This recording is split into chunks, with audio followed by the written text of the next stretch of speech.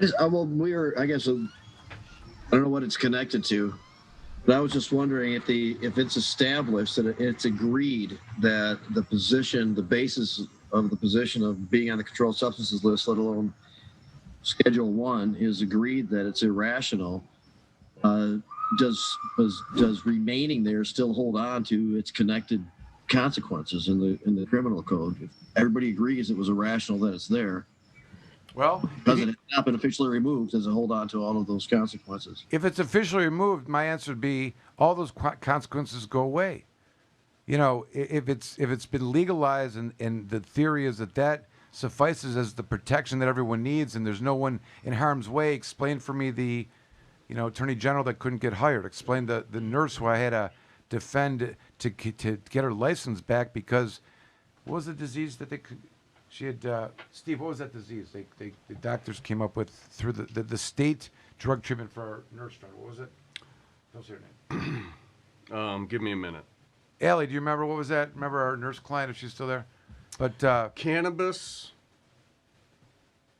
something syndrome. Yeah, some kind of some nonsense. It's carboxy THC in her bloodstream, so they said she's got Cannabis use syndrome. Yeah, something. Disorder. But cannabis use disorder. Cannabis use disorder. That's I mean, what it was. so this is within the state agencies. The MMA says. The MMA says that state agencies cannot discriminate if you've got a card. They discriminated against her because she had a carboxy THC in her bloodstream. This one nurse I'm talking about. I mean, this is part of the existing infrastructure that evaluates and makes determinations on whether or not individuals will retain their license. So I believe that, yes, that if they unschedule it, that yes, because really at the end of the day, that wasn't necessarily. I understand that if it was actually taken off of the schedule, that it would then be removed. Naturally, yeah. If it's everybody agrees that it's there irrationally, though, does that have any influence on who's the everybody though? Jim? Are you talking about the attorney general? Well, within a court, yeah, all of them. Yeah, Okay. whoever the significant evaluators of what this means. Everybody's saying that it's irrational that it's sitting there. She said it. I think it should be descheduled.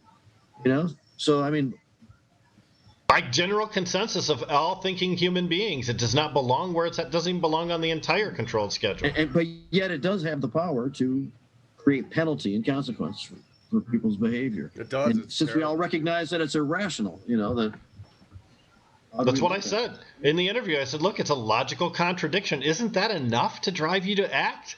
And then it was, of course, well, it's an ongoing case and we can't talk about it anymore. And then you're right. Moved on to the next question. But the fact is, it is a logical contradiction and it needs to be corrected. Now, there may be a couple of different ways to do it, but fuck, man, we shouldn't have to do a petition drive in order to change something like that. Right, Jamie? No way. And she does, listen, did anyone think that she would take this position? And doesn't it bother anybody that she personally believes? And her whole fear is making an argument that she thinks is unconstitutional. I promise you, they told her the same thing in the district courts on her way up to the U.S. Supreme Court on those things.